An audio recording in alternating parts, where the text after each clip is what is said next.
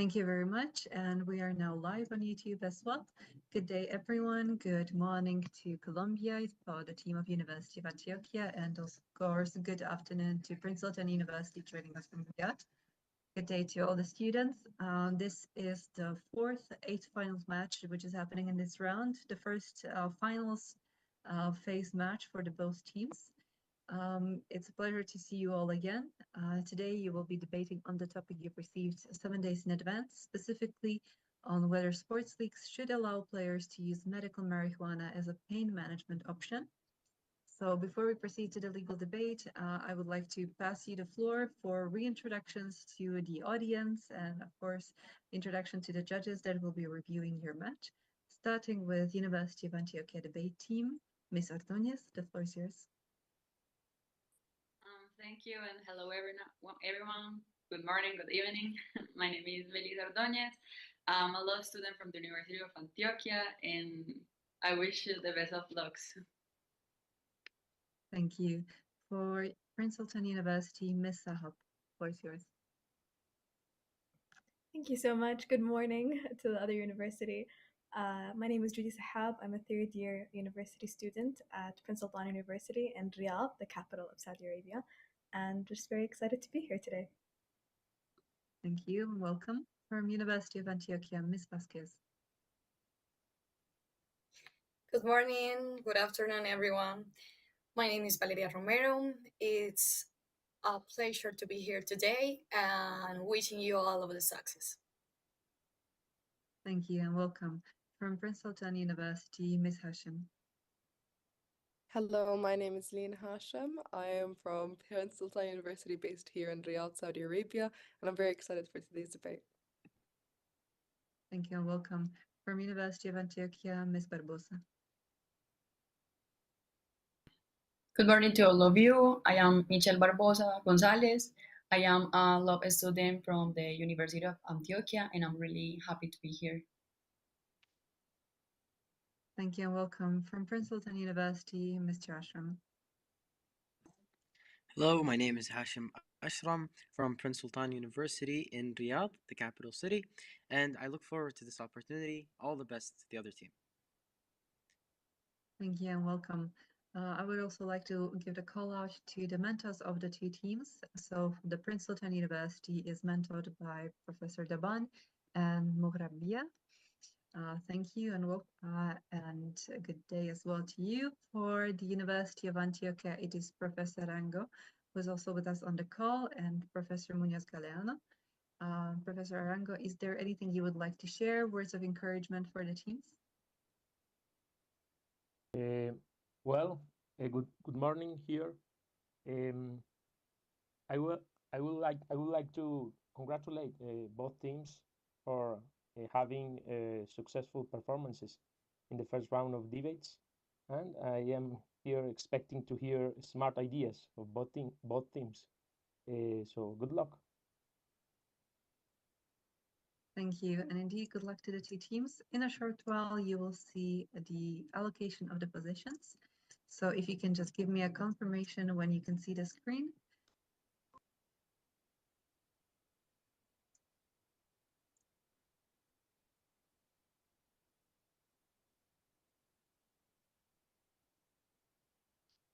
We can see your screen. Oh, thank you. So for today's position, you'll find out in a short moment.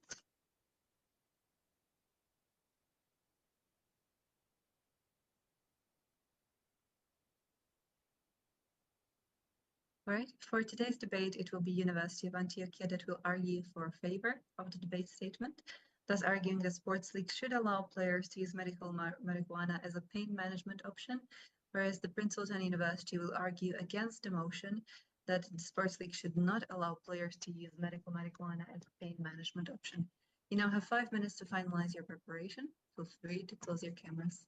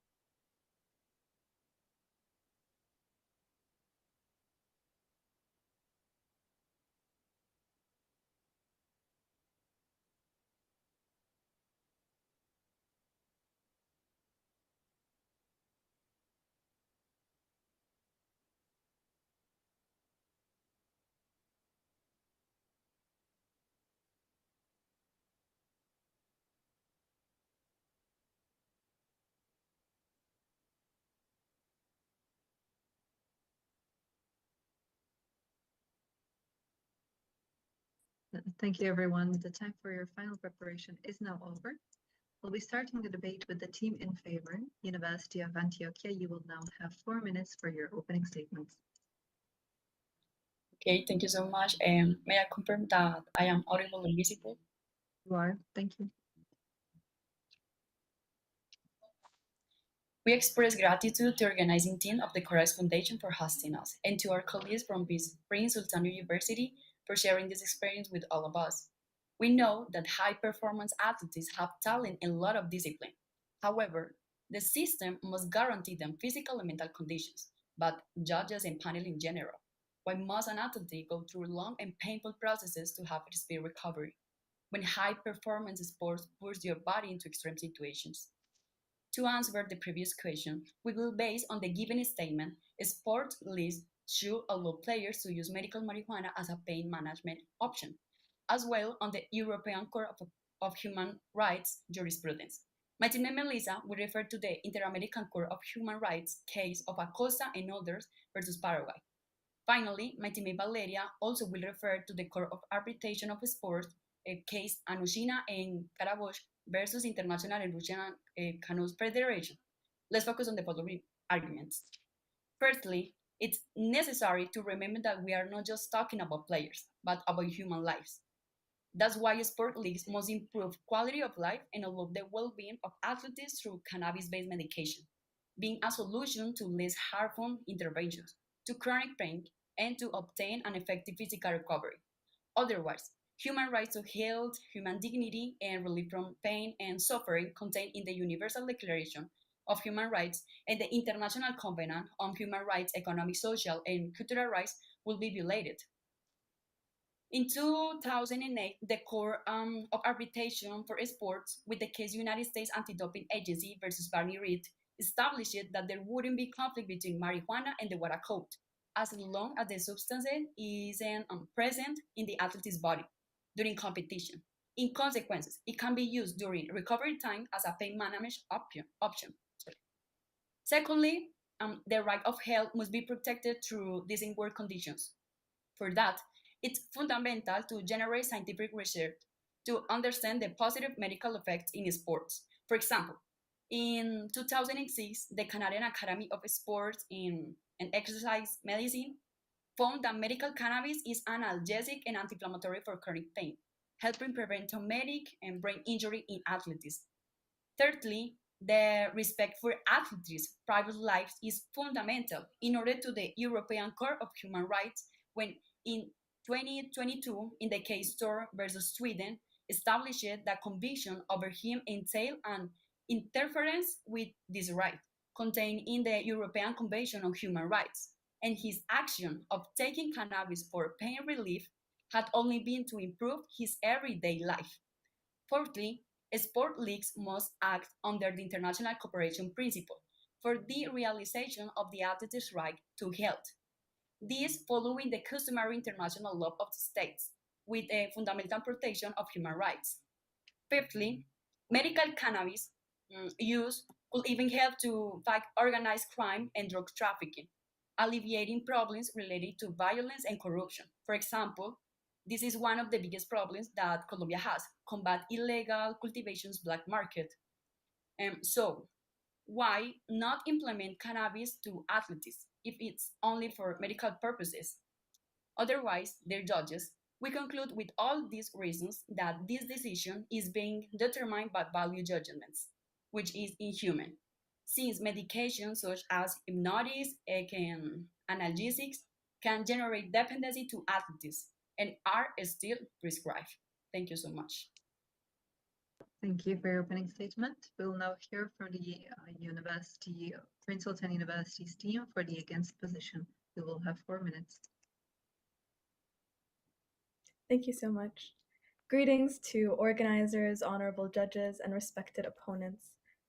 At the heart of every sports league lies a sacred duty, not only to entertain and inspire you, but to protect the very athletes who breathe life into the games that we love and cherish so.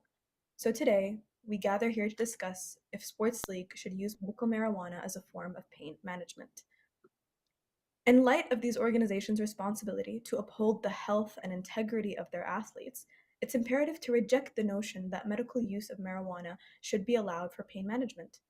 In today's debate, we'll be covering three main topics: the legal and ethical concerns of medical marijuana, the uncertain health effects, and the existing alternatives. Marijuana remains illegal under federal law in many countries and most states in the United States of America. Numerous sports organizations prohibit its use, and allowing players to use medical marijuana could raise significant legal and ethical concerns, particularly if it contradicts existing anti drug policies that are there in order to maintain fair competition and uphold the integrity of the game. The Convention of Psychotropic Drugs of 1971 lists cannabis as a Schedule I substance. This means it has a high potential for abuse and no recognized medical use.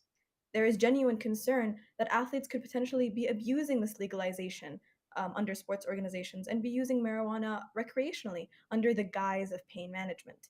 So, undermining the integrity of the sport and thus compromising their own health in the process. This concern was also expressed by Dr. Gitlow, who was a former president of the American Society of Addiction Medicine. He expressed concern for the potential misuse of medical marijuana, as I've mentioned. While medical marijuana might offer some potential benefits for pain management, it's nothing in terms of the long term effects that have not yet been fully understood. Dr. Madras, a professor of psychobiology at the Harvard Medical School and a former deputy of the director of the White House Office National Drug Control Policy, has voiced concerns about the potential negative effects of marijuana on the brain development, mental health, and addiction. She argues that more research is needed before we consider the widespread legalization of medical marijuana, and this includes the legalization of it under sports federations. So, therefore, these sports leagues have a duty to prioritize the long term health of their athletes, the well being of their well beloved players. We see sports organizations like the International Tennis Federation and the Professional Golfers Association, how they consider marijuana to be prohibited as a performance enhancing drug. They akin it to the forms of doping, and this stance is also further reinforced by the World Anti Doping Organization.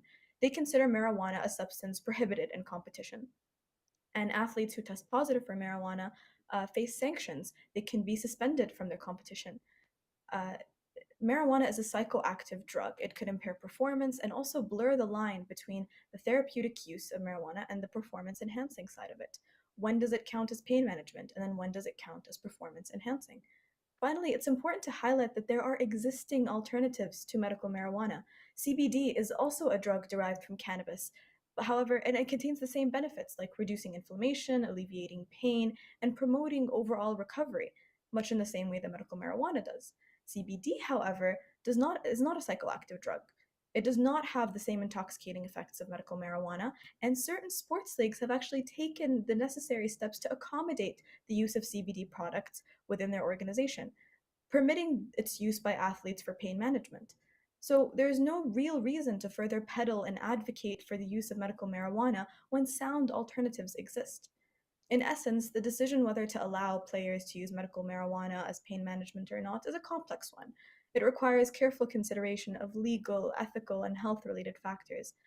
Even so, it's imperative that sports leagues prioritize the health of their players and the integrity of the game while they're navigating this challenging terrain. Thank you.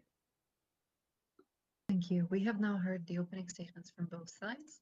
Proceeding now to the rebuttals. For the first rebuttal in the favor position, University of Antioquia team, you have 2 minutes. Thank you. Before I start, may I confirm if I'm audible and visible? You are? Thank you. Thank you very much. So thank you for the opposing team. The arguments present. We can see that they may have concerns about the recreational use of marijuana, but in reality, this is pure speculations and should not overshadow the need to prioritize the health of athletes over speculations. Also, mentions concerns about public health and fair competition, but putting a complete ban on medical marijuana also raise concerns about athlete welfare and potentially force them to use more harmful pain medications that could truly impact performance and health. The right to health and physical integrity is a fundamental human right ensured in binding international treaties, such as the International Covenant on Economic, Social, and Cultural Rights. By denying professional athletes access to natural, effective, and medically prescribed treatments such as medical marijuana to manage chronic pain, sports leagues are directly violating their human right to help and educate palliative care. To get deeper in the discussion, in the case of Negrini versus Italy, the European Court of Human Rights determined that denying a patient access to cannabis to treat their multiple sclerosis violated the right to respect for private life, affirming the right to make informed decisions about their own healthcare. More recently, in the landmark case of Lucas Acosta and others versus Paraguay, the Inter-American Court of Human Rights ruled that the total provision of medical marijuana in Paraguay violated the rights to health, free development of personality, and effective judicial protection of the petitioners. So, judges, athletes, like any other individual, should have the freedom to make choices about their health and well-being, especially when dealing with chronic pain that significantly impacts their lives. Otherwise, denying athletes the right to explore safe and potentially effective pain management options such as medicinal marijuana is a violation of their autonomy and right to informed decision making. Thank you very much. Thank you. We'll now hear the first rebuttal in the against position. Prince Sultan University's team, you have 2 minutes. Thank you. With respect to the opposition's points, they made the proposition's points, they made 4 points. First, that we were making speculations on the harm. Second, that there is no alternative, better alternative. And third, that it is a human right. And fourth, that athletes have the right to choose whether they can do things that are good for their health or not. Firstly, with respect to speculations, these are not speculations, but what they are scholarly articles by professionals who have stated that medical marijuana does raise concerns. With respect to that, I present 3 sources. The first being Dr. Sabit, who is a leading opponent of marijuana legislation and the president of Smart Approaches to Marijuana, a nonprofit organization that advocates for public health approach to marijuana policy. He has argued that there is an insufficient scientific evidence to support the medical use of marijuana and has expressed concerns about potential risks and unintended consequences. Second source, Dr. Stuart Gitlow, the former president of the American Society of Addiction Medicine, has expressed concerns about the potential that marijuana can be misused or diverted for recreational purposes when intended to be used for medical purposes. He has argued that there are alternative medications available for many of the conditions for which medical marijuana is being used, such as CBD. The only difference between CBD and marijuana is the non-existence of THC in CBD, and there has been a positive approach to that by sports organizations, including the Ultimate Fighting Championship, which does allow its fighters to use CBD but not use marijuana. And so there is an alternative with respect to the second point, and those are not speculations. Thirdly, with respect to human rights, on what basis are these human rights? The proposition made a statement that based on customary international law for the protection of health. That concludes my point. Thank you. Thank you very much. We'll now proceed to the second round of rebuttal. University of Antioquia, you have 2 minutes. Thank you, ma'am. Confirm that I'm audible and visible, please. You are. Thank you. Thank you. We appreciate the arguments presented by the opposing team, but we respectfully find ourselves in disagreement. We must understand that even if we are talking about the medical use of marijuana, we need to express this important point. It must be said that within the medical use of marijuana to athletes to control their pain, there are aspects that are often not taken into account. Please keep in mind the true spirit in which the United Nations Convention Against Doping in Sport was created, principle of health and well-being of the athlete. I want to explain why there's a speculation about the use of medical marijuana. First, if we want to speak about the dangers of medicines, please let me explain about the case of Maria Sharapova, a Russian tennis player who was suspended after using meldonium or mildronate substance allowed by the WADA, World Anti-Doping Agency, until 2016. This is used to increase blood flow on the body and can even be toxic or result in cardiac problems. Likewise, Ricky Williams, former NFL player, a sports organization that is changes its cannabis policies since 2021, explaining the abuse seen in sports field of nicotine capsules, strong sedatives, and that cause dependence. The use of medical marijuana is a natural and organic solution. However, due to the taboo surrounding it, it cannot be used by a person who wishes to compete in sport to regulate their pain. Say that athletes can potentially use, as Mr. Sahab put it, his argument, is to give rise to the positions that appeals to behavior of a paternalistic state. And if we want to refer to addiction, the National Institute on Drug Abuse in the United States, in its studies, has concluded that the risk of addiction of marijuana is lower than that of alcohol or tobacco when used for medicinal purposes under medical supervision. Finally, the Court of Arbitration Thank for you. Sports in 2016. I'm sorry, thank you. Thank you.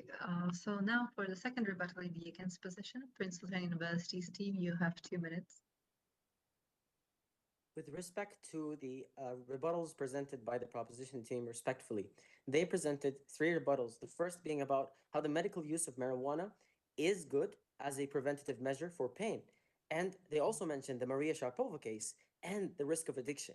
With respect to the medical use of marijuana, we have presented before that CBD is an alternative that helps to achieve the same exact results. Furthermore, with respect to the Maria Sharapova event, as we've proven, she could have used CBD instead of marijuana for the regulation of pain.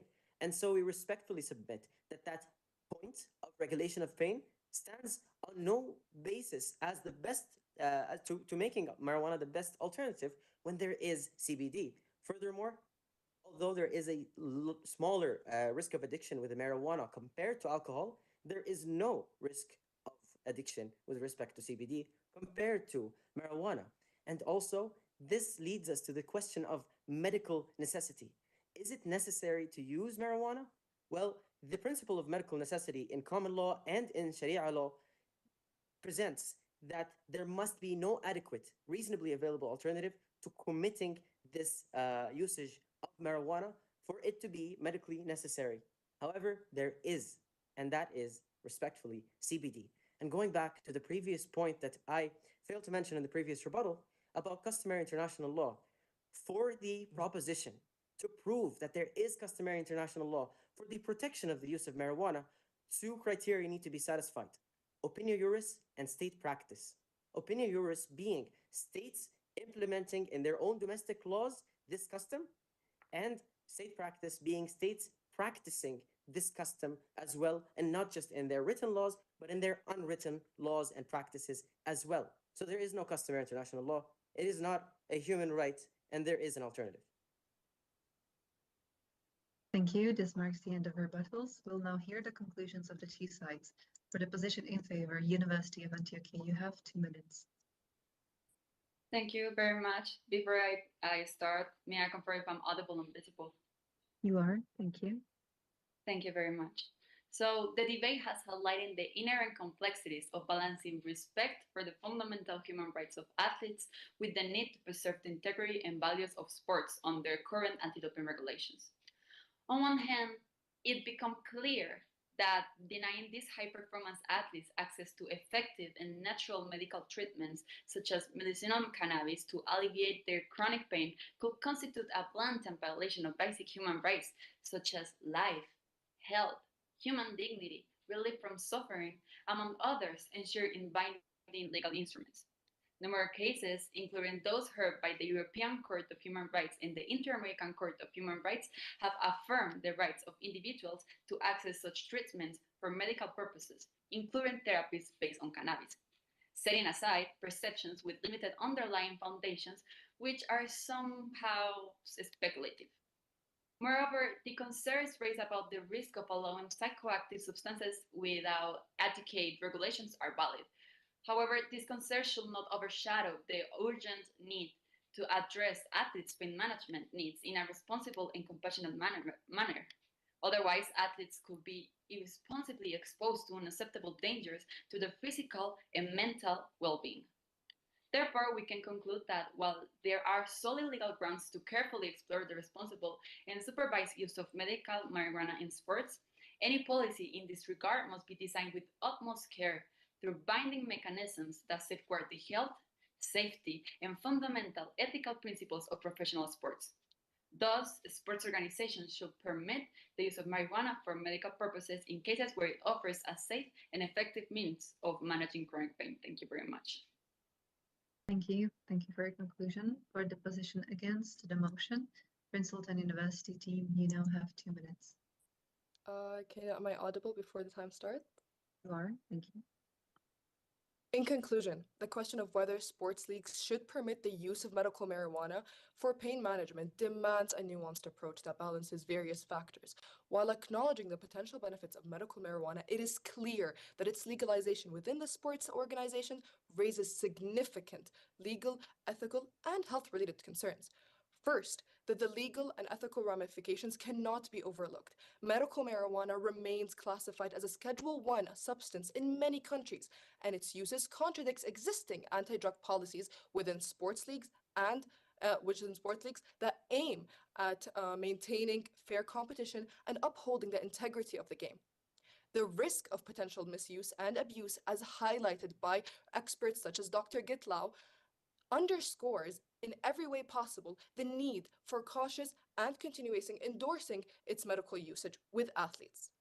Secondly, uncertain health effects of medical marijuana presents a substance unhurdled. Despite its potentials for pain management, the long-term impact on athletes' health includes concerns about the brain development, mental health, addiction, as voiced by Dr. Midras. Necessary to further research before the widespread legalization of it and regulative usage for medical purposes. Lastly, existing alternatives that override the UDHR stance for reasons of usage, such as CBD, which offers promising avenues for pain management without the psychoactive effects that marijuana offers and develops. The acceptance of CBDs by certain sports leagues for the therapeutic benefits indicates that there are viable alternatives that already exist, which overstands and overrules the need to advocate for medical marijuana within the realm of sports. In essence, the debate surrounding the use of medical marijuana in sports is very complex. However, it is imperative for sport leagues to prioritize the well-being and integrity of their athletes. Thank you. Thank you. This now marks the end of your debate. Congratulations. You can relax. You are no longer graded after this part. Well done on your arguments. Well done on the interaction during the debate. As always, I would like to take the opportunity to run a little feedback round during between the students first. And I see we also have a coach and a mentor for the Prince Sultan University's team joining in. So afterwards, I'll also give the floor to the mentors that are with us on the call. So starting with perhaps Ms. Barbosa from the University of Antioquia, how did you find the debate and the topic? I think that it was really, really hard because it was like a position that, as I mentioned it at the opening, it's a situation that, for example, in our country is really like a big problem, and in addition, with the arguments that the opposing team brought, we talk like some of the same arguments. So it was like kind of hard and kind of I don't know how to say like great because I felt that we all were connected with the interpretation about the topic. Thank you for sharing. The same question to Ms. Sahab. How did you find the debate? I think perhaps she's no longer on the call. It got disconnected. In that case, Ms. Hashem, how did you find the debate and the topic? It was very interesting, especially from the aspect that most drug usages are still pretty new. And we talk always about the 15-year substance usage, where they test it and see the effects of it that will only appear years later. it's very difficult to stand forward or against something that's new and still studied because we shouldn't be afraid of the new, but should we support the new is kind of a interesting thing to think about and to consider. And thank you to the team, Antigua. You were very right. We did have very similar and we representation of what the topic was. So that was pretty interesting to see. Thank you for sharing. Now for University of Antioquia's Ms. Vasquez, how did you find the debate, and did you perhaps see a difference in approach for preparation for your team now than when you were in the group phase? Okay, first, like, this topic was challenging for us because we have like two very different way to understand it. So yes, we always like are working like a team, and we think that that way to work was the better for us. The argument was so similar to something that we had it. And I think that talking about internal regulations in these terms always is going to be difficult. So we are so excited. We were so excited to have this debate with you guys because we think that there are going to be a lot of different ways to interpret the statement. So thank you for that. Thank you for sharing, Ms. Vasquez. Ms. Sahab, perhaps the same question for you. How did you find the debate, the topic, and perhaps did you see a difference in your team's approach to preparation now and that you had in group phase? I think the topic was very interesting. It reminded me a bit of the first topic we had, which also revolved around sports regulations, but this one was concerning, medical marijuana, which is something acknowledged, globally on the UN level on multiple different, organizations, and that was very cool when we conducted our research, especially since so many different, sports organizations had different things to say about it. There wasn't one unified outlook. And I agree with what the opponent said in that some of the points that we had for the proposition I could see in their arguments, and that was really cool to kind of acknowledge that we had the same research going on. And our approach, I'd say we did a lot more legal approach in research than the first time. That was also really interesting. Thank you for sharing. Ms. Abdones from University of Antioquia, how did you find the debate, the topic, and perhaps well, we already heard that the two teams, you were quite similar in the research, but is there a particular thing that you would like to wish or share with the other team about the match today? So for the debate, I don't know why, but in this match, I felt more nervous than before, and I think it shows when I talk because I had little like grammar mistakes. But overall, I think everyone did an amazing job. I really liked this match, the research, and everything. At first, we thought that the statement that the research will be much easier, but and when we start like the reunion where we have our ideas, we were like, yes, we can use this idea, this. But when we were in the research job, we it was much difficult that we thought. But it was great. The approach that the opposing team had with the statement was very good. Like there are some arguments that I didn't like thought before, and it was like a surprise hearing about it. But yeah, in general, I really like this match. Thank you for sharing. The same question to Prince Sultan University's Mr. Ashram. How did you find the debate, the topic, and is there perhaps anything in particular that you would like to share with the other team on how the match went? Yes, of course. So about the debate, I honestly thought that. Am I on YouTube, by the way? Are we on YouTube? Yes, yes, this is live streamed. Hello, everyone. Okay, so about the debate itself, it passed much faster than I thought. It passes like in a second. And I found that there was so many things that I wanted to say, and then in 2 minutes it just went. And the other team was, as an opposition team, the other team was guiding us as to what to respond to, and it was difficult because they were throwing these new punches. and I had to dodge them, and they were interesting new punches as well, like customary international law and the international corporation principle. Amazing points on the proposition team side. The topic itself is great as well because sport law is a niche aspect of law that's still like coming and forming. So it was interesting looking into it. Um, and then I think the last thing was anything in particular that I'd like to share to the other team. Honestly, just congrats. Great job to the other team. You presented a unique challenge, and that's it. Thank you. Thank you for sharing. And I would like to take the opportunity to give the floor to the mentors that are present on the call, perhaps starting with Professor Daban from Prince Sultan University. If there's anything you would like to share with the students. Well, thank you very much. First of all, I'd like to congratulate both teams for having a robust stance in terms of this debate. And I would like to also give all the respect to, I think, the previous year's champions, the University of, I hope I pronounced this correctly, Antioquia. They did a fantastic, phenomenal job. And I do want to give all respect to all these students that participated. I know this might be the midterm seasons and also like in terms of reports and assignments, deadlines. And this was absolutely well done in terms of research and in terms of delivery. May the best win. And I would like to say I'm very, very proud of everyone in this meeting. Thank you. Thanks very much for sharing. From University of Antioquia, Professor Arango.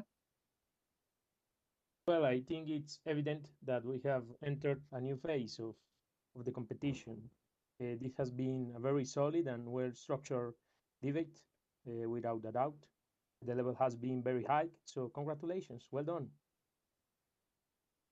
Thank you, Professor. And also to Professor Moharabia, the floor is yours if there's anything you wish to share with the students. I believe that both professors previously have said everything. However, I would just like to add that this was one of the most interesting debates that I have recently watched, and I've watched many. So congratulations to both teams, and hopefully we have good results out of the competition, and good luck to everyone. Thank you, professors. And for the final part of the debates, as always, we have a little bit of networking.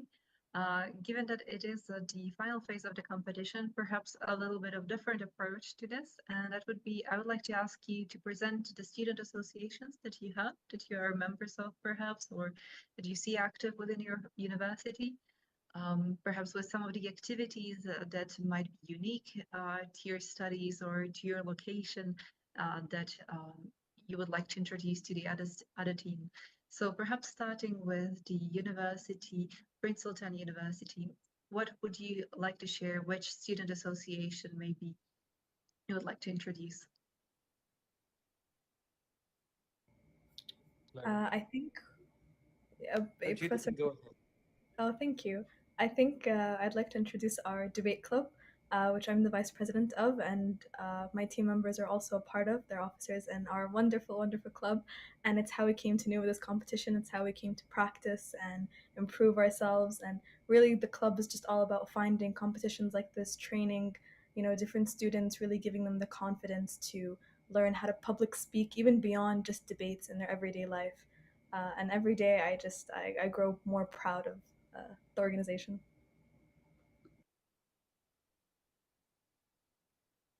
Thank you. In the event your colleagues would also like to add anything to share with the other team, perhaps Mr. Ashram?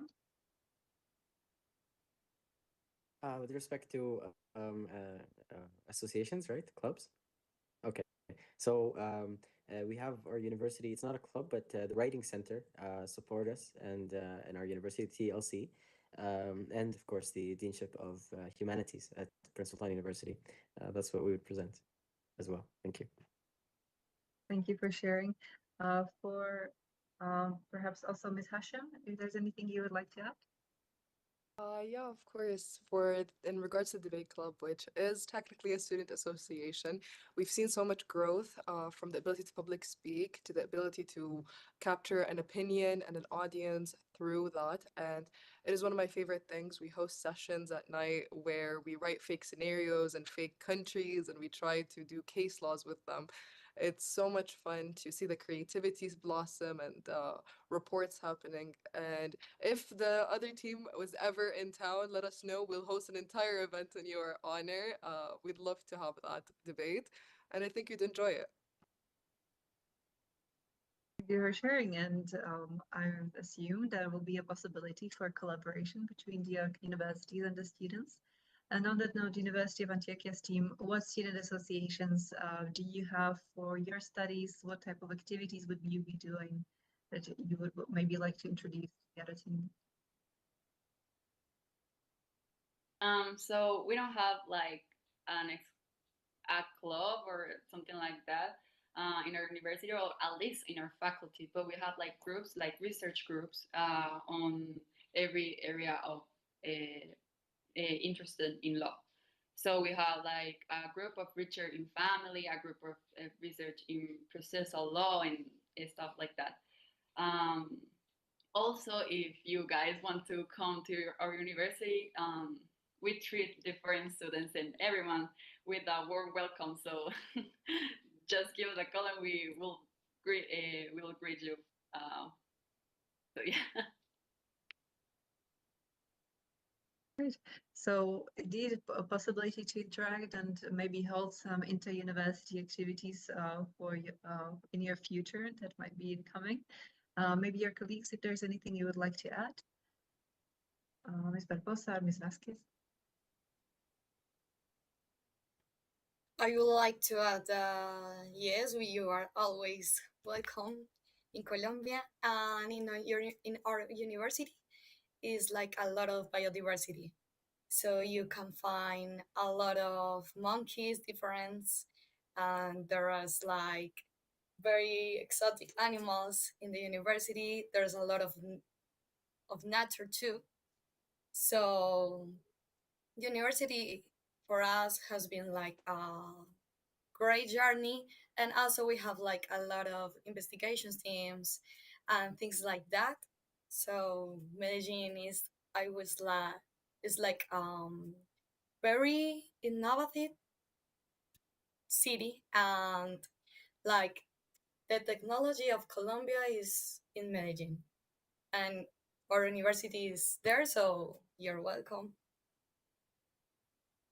Right. So perhaps a visit in the future to Medellin and then to Riyadh, or the other way around, perhaps starting virtually. So on the side of organizing team, I can only encourage you to stay in contact, be that on individual level or maybe on the also institutional level between the universities. We try to tag everyone on LinkedIn, but if you would also like to perhaps exchange email addresses, do not hesitate to let us know. On the side of results of your match, we'll try to get them to you as soon as possible as we confirm the scores from the 3 judges. Most likely you will receive them by the end of this week. And without further ado, I would like to wish you all the best for the day ahead. One team will be concluding your day, another one was just starting it. So all the best and see you hopefully soon. Thank you very much. Thank you so much. Thank you. Thank you. Bye bye. Thank you. Bye bye.